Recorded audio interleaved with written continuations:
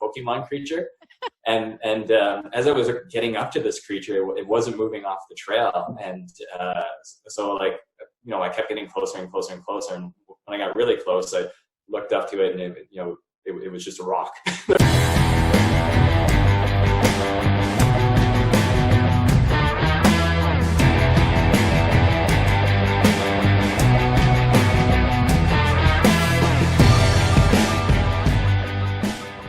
Who's coming up on the podcast today? Jordan Wickett from Georgetown, Ontario. Oh, okay. How do you know him?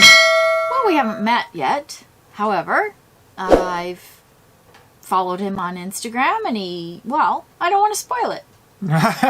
So he has an interesting story that I think everyone would be interested in. Okay, but first, what's happening in GottaRunRacing?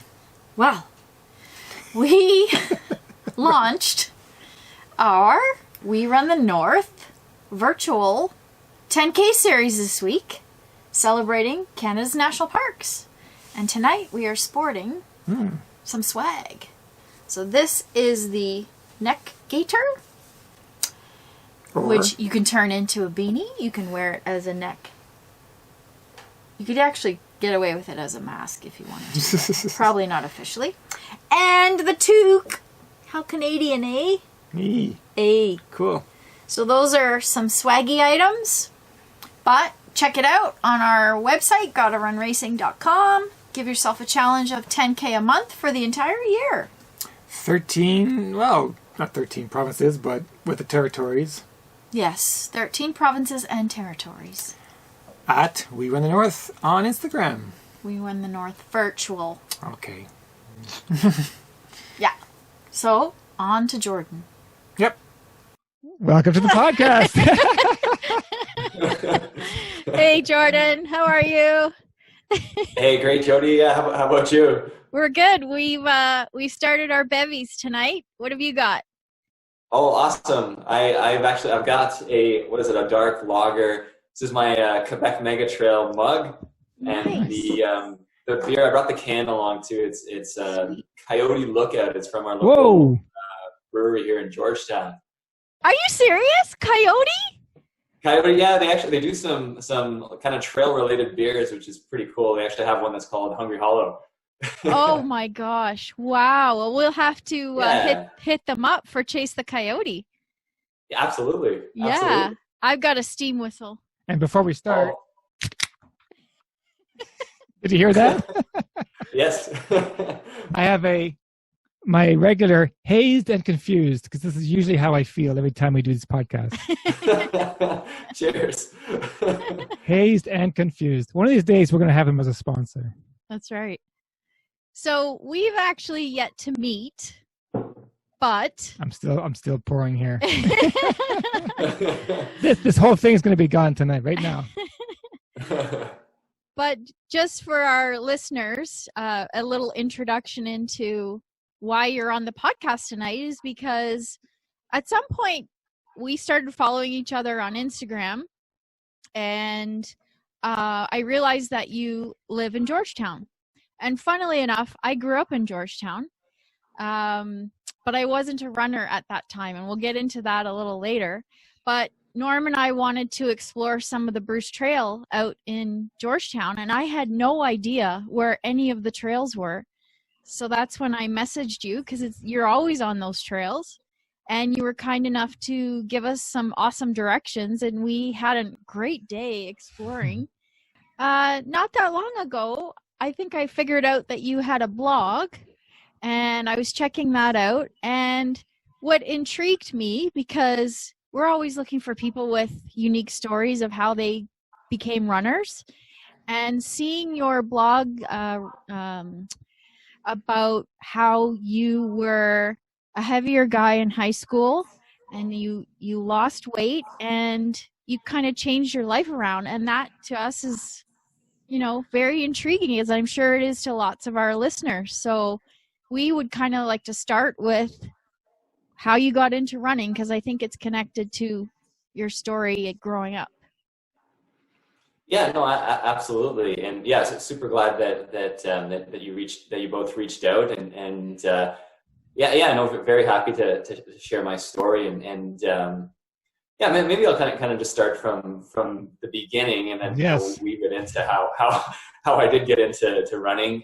But yeah, like you might have seen on my blog, if you can believe it, back in high school, I almost weighed close to 300 pounds. And so that, that was in grade 11. And, I was still, I wasn't like completely inactive. I still played on the football team and that sort of thing. But I remember I had kind of like a big belly that hung out over my football pants, and it was a bit of a bad situation. And that was kind of the pivotal year for me. And I remember, I made some really big life changes and started working out more. Really got into healthy eating and ended up dropping about 80 pounds during that year.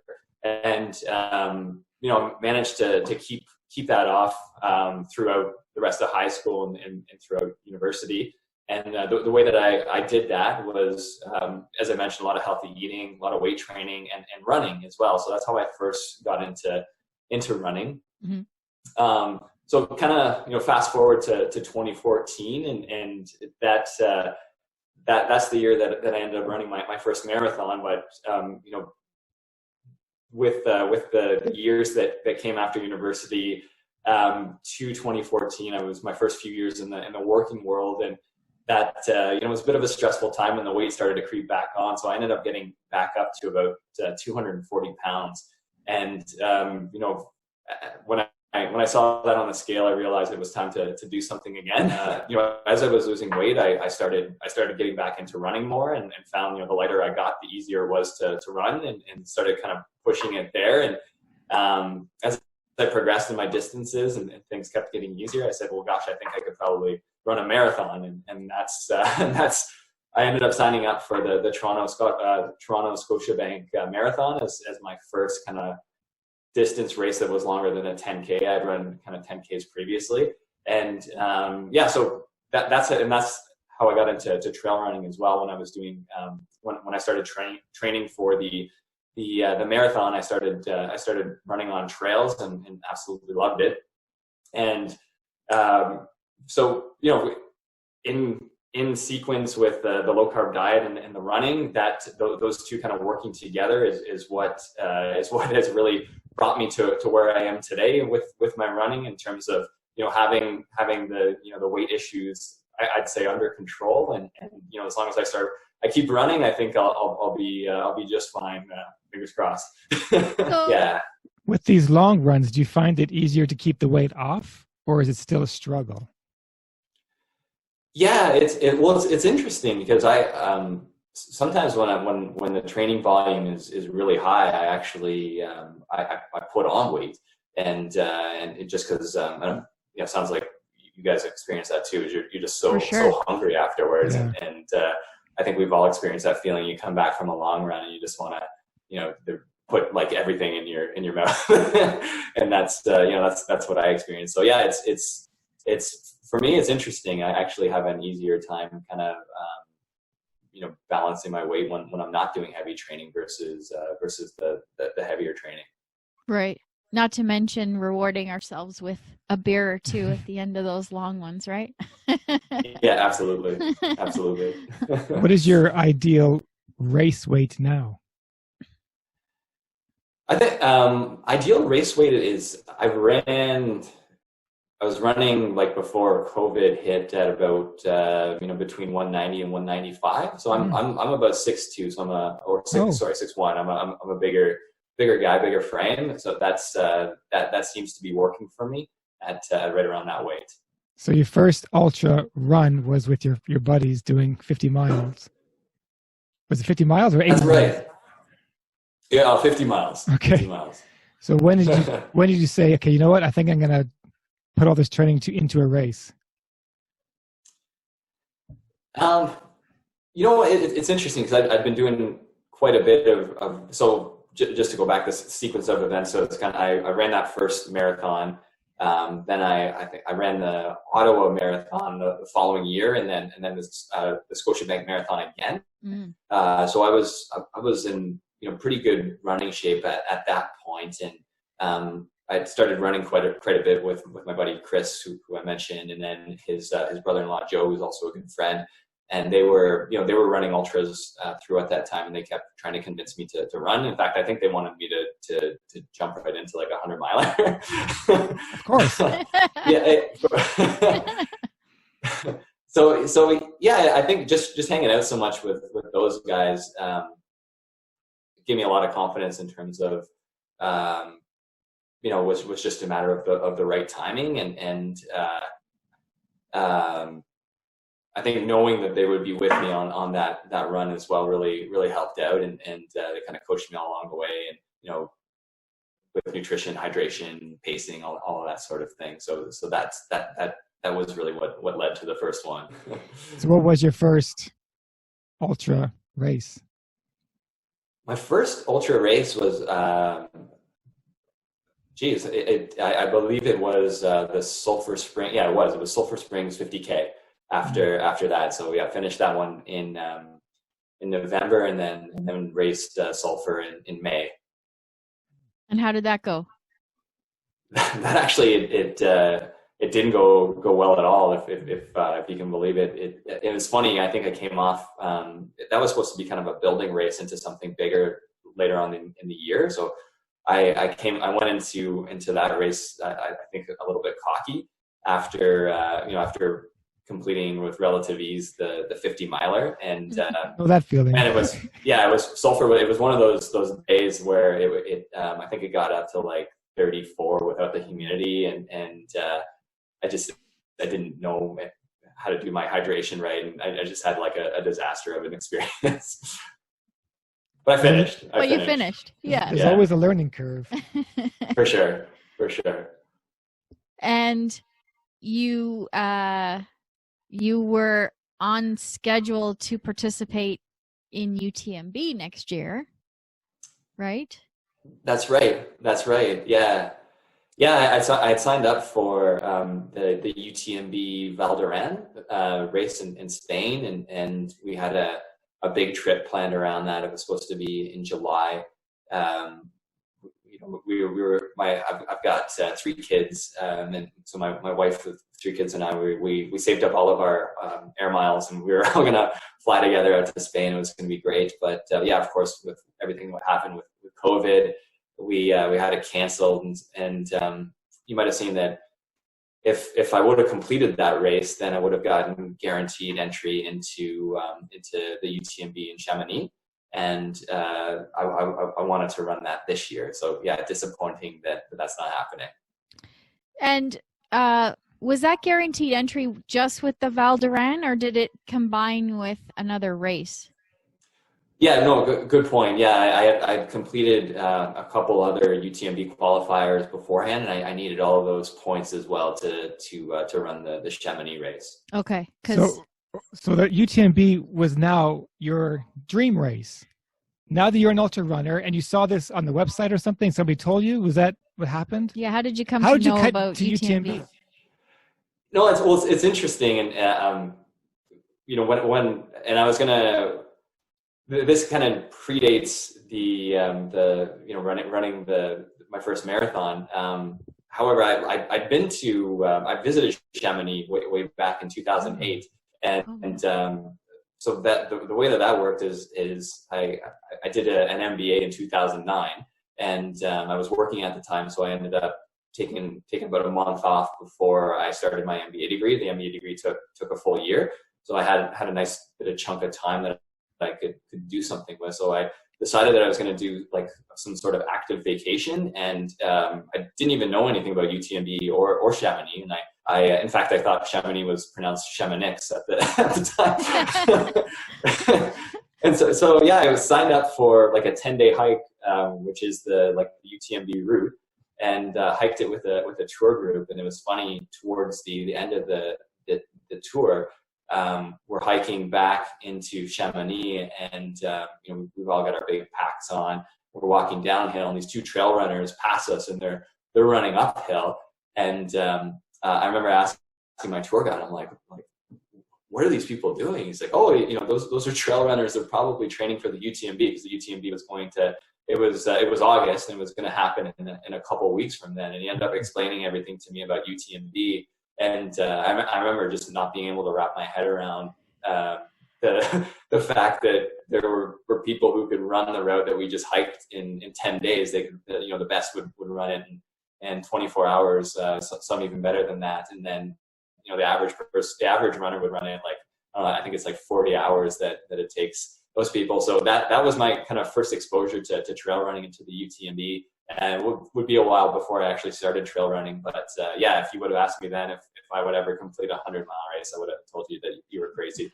Well, let's talk more about your journey to UTMB. So in order to get your points, what races did you strategically go after to get these points? Because you needed 15 points at the time, right? That's right. Yeah, so I ran the Quebec Mega Trail, which is this is the finisher's mug that you get. Oh, which is that's an neat. Awesome mug. Oh, thank you. So when was that race? That was your first point race? That's right. That was June 2019. Okay. So how many points was that for? That was 5 points. It was really? 110K. Nice. Wow. So tell us about this race. Yeah, I got out to Quebec Mega Trail and the race started and everything's going really well.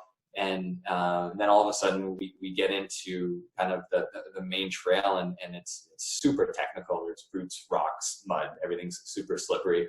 And I remember just continuing to tell myself like, hey, this, it's just this stretch of trail. So like, just make it through it. And, it's going to get better. There's going to be more runnable stuff. So, don't worry about it. But that never happened. So based on my pacing from Sulphur, I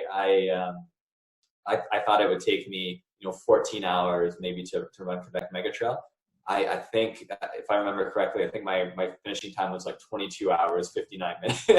So I was out there, and I had a good friend of mine come with me, and he to pace me the last 30K, and he was expecting that he would come out maybe at like 7 p.m. We'd finish at 10 p.m. or something like that. I think he ended up joining me at like 8 or 9, and we were out all night. That's a good friend. Oh yeah, no, great guy. What made you think you'd finish in 14 hours? Based on what? I applied the pacing time from Sulphur and like the direct correlation. Yeah. Oh yeah. dear. And which was a bad idea. Yeah. Wow. Now you know that each race is different. For sure. Yeah. Well, and it's interesting too. It's funny. Like I think kind of getting back into the weight issues. I remember looking around at some of the runners at Quebec Mega Trail, some of the stronger runners, and just being like, hey, like I probably outweigh some of these guys by 30, 40 pounds, and I went into that race pretty heavy at like about 215, 220 pounds. So it was so obviously the technical terrain had a lot to do with it, but yeah, I was also I also went in pretty heavy, so that that set me up well. It was a good reality check for the 100-miler that I had signed up for in the fall. So and that was the next point race? That was the next point race. That's right. Okay. That's And right. which race was that? That race is it was called the Midnight Moose race up in Gatineau Park. It's a race put on by Three Beavers Racing, one of Ray's Habs races. Isn't that the race Hannah's done? Midnight Moose? Yes, we know a friend who did that one. Who just did that, And or a couple of years She ago. said it was a living hell.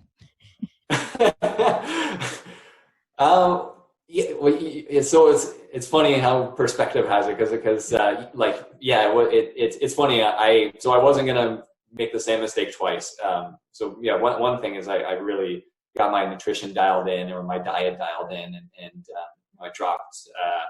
I went into the race at like 195, so lean, very lean for me, and I did a lot of training on the more technical side of Bruce Trail.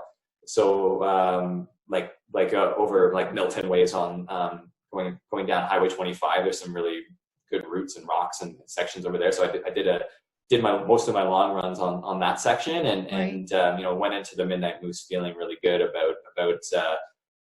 my abilities and how how I was leaner. But still, I didn't have any like real expectations. I wanted to go out and race really strong, but anyway, I wasn't shooting for like a top spot or anything like that.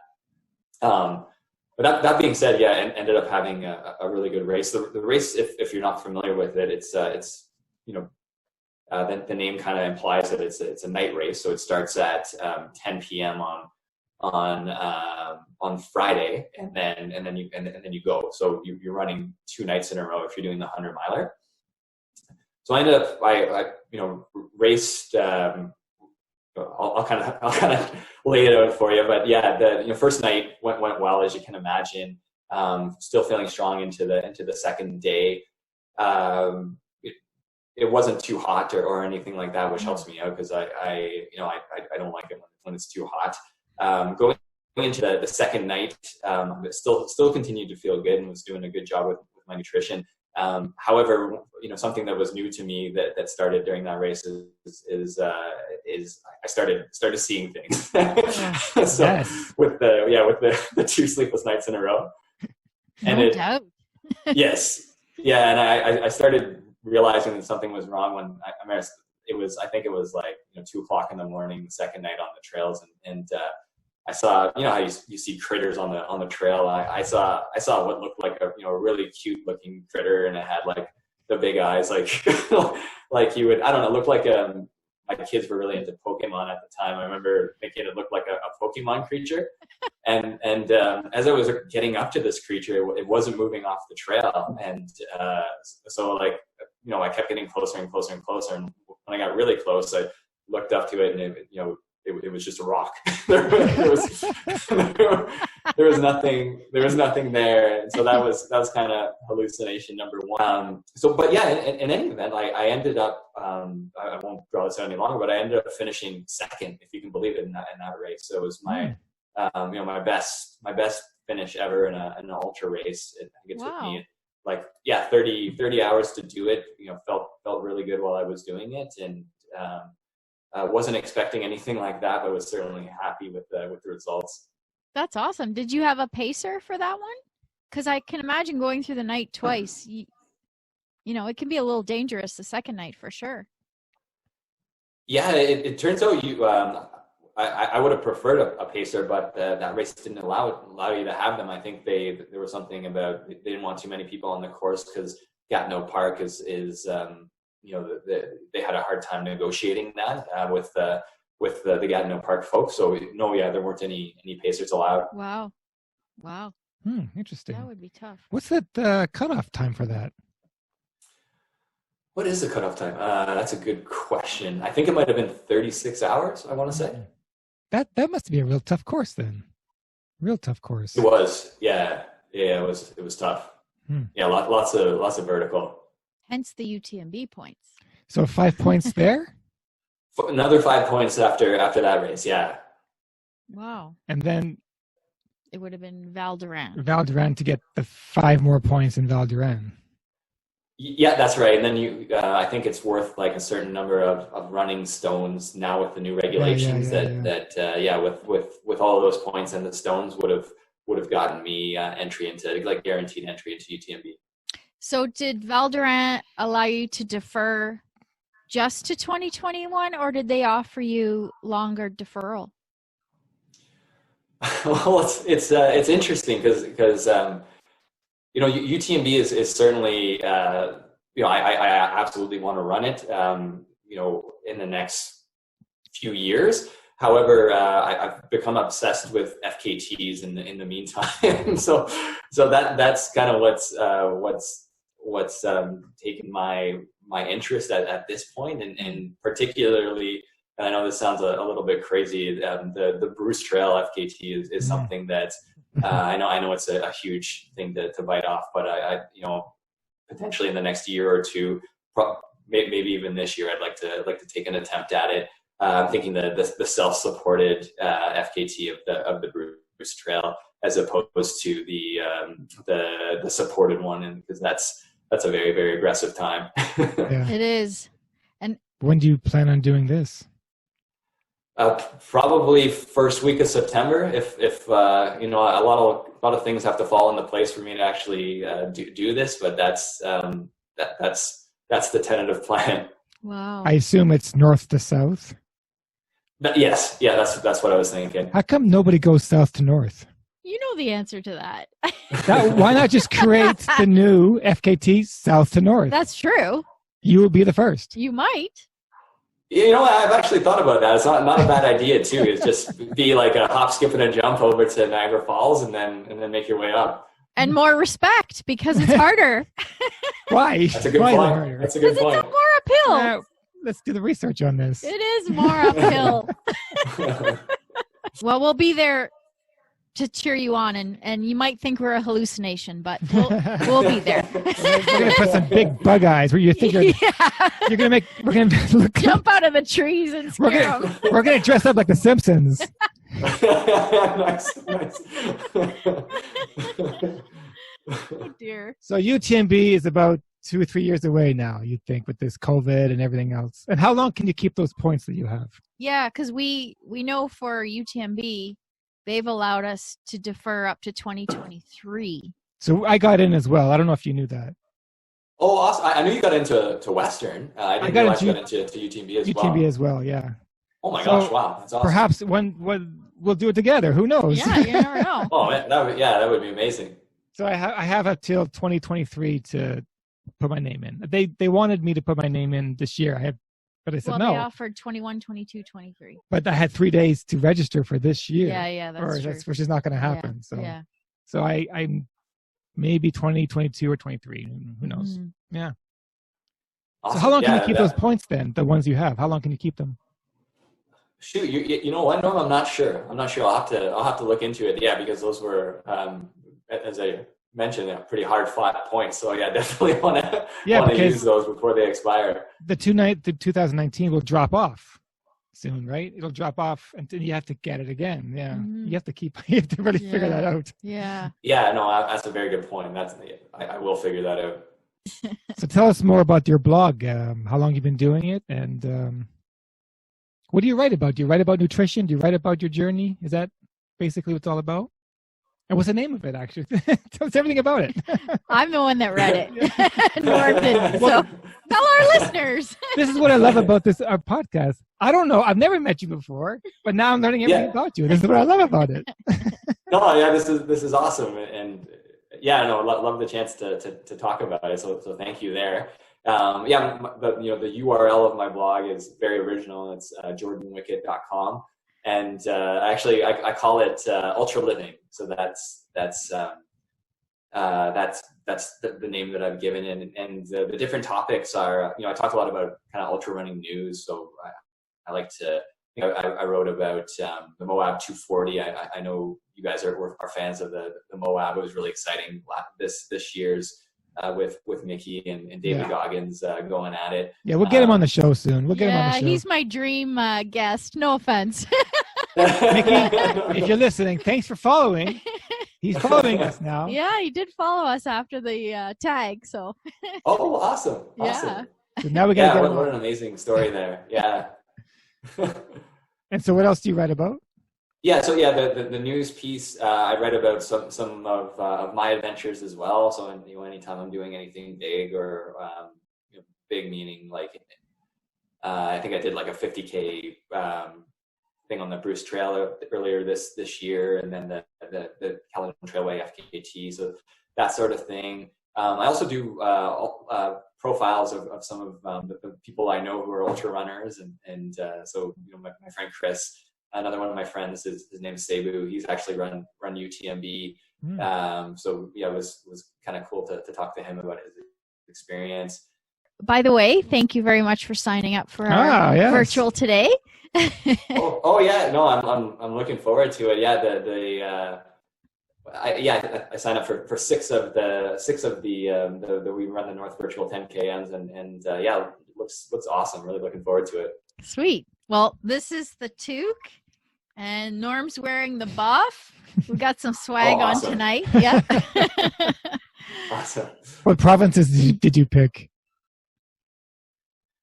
I picked Quebec, Ontario. Oh, you would go back for punishment. You love Quebec.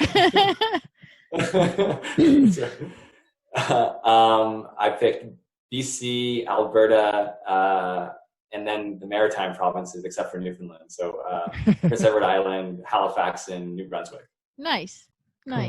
Well, we'll get that package out to you as soon as our medals arrive. Oh yeah, they're on the way. medals look awesome. Thank you. So let us just take a moment and tell everyone where they can follow you on social media and where your blog. Again, just repeat your blog for everyone, and we'll put it on the screen so the people that are watching can check you out. Okay, awesome. Yeah, I appreciate it. My blog is jordanwickett.com. So that's JordanWickett.com. And, oddly enough, my Instagram is Jordan Wickett, all one word. So at Jordan Wickett is where you can Make find it easy. How original. It's easy to remember.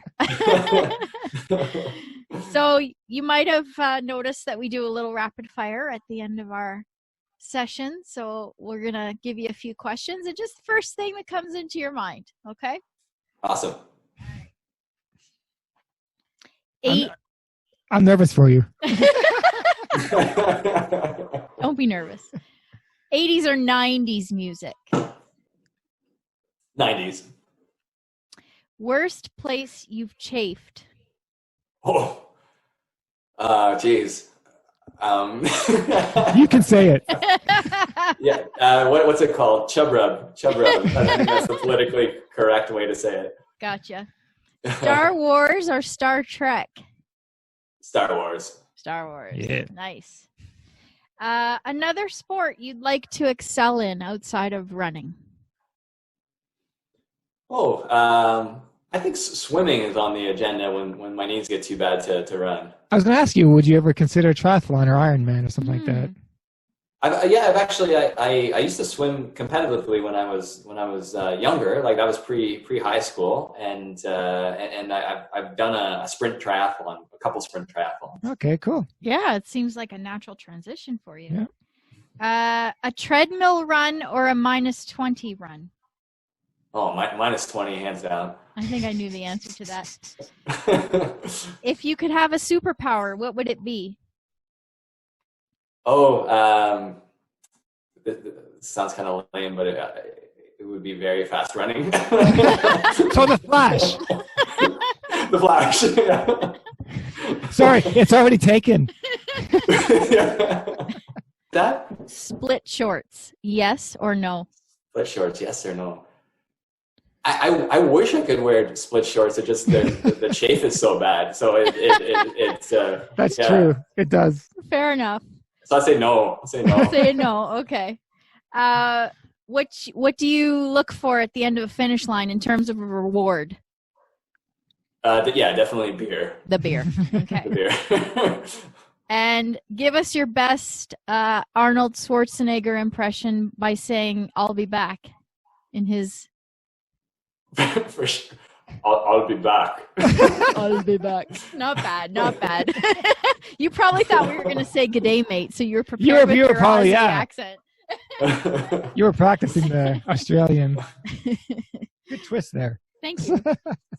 Well, thank you very much for joining us this evening. It was really nice to get to know you a little better, and hopefully we can, at some point when we're allowed, we'd love to come down to Georgetown and have you show us your favorite trails.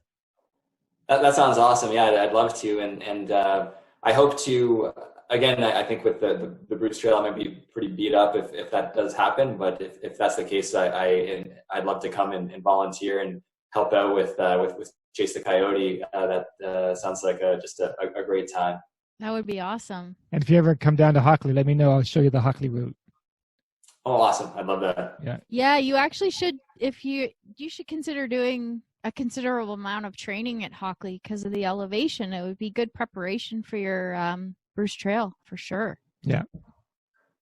Oh, that's a great idea. And it's not a far drive. There's a section that we call the sisters. They're really the bitches, but But sure, give me a call if you ever want to come down to Hockley. I'll show you around. Awesome. Thank you. Okay. For sure. All right, All man. right. Thank you. All right. Cheers. Have a great weekend. Have a great night. Cheers. Thanks again. Cheers. There you go. You know what? This is what I like about this podcast. I don't know this guy, but wow, he has a story. Does he ever? Very interesting story. He lost so much weight to get into shape to do this. Exactly.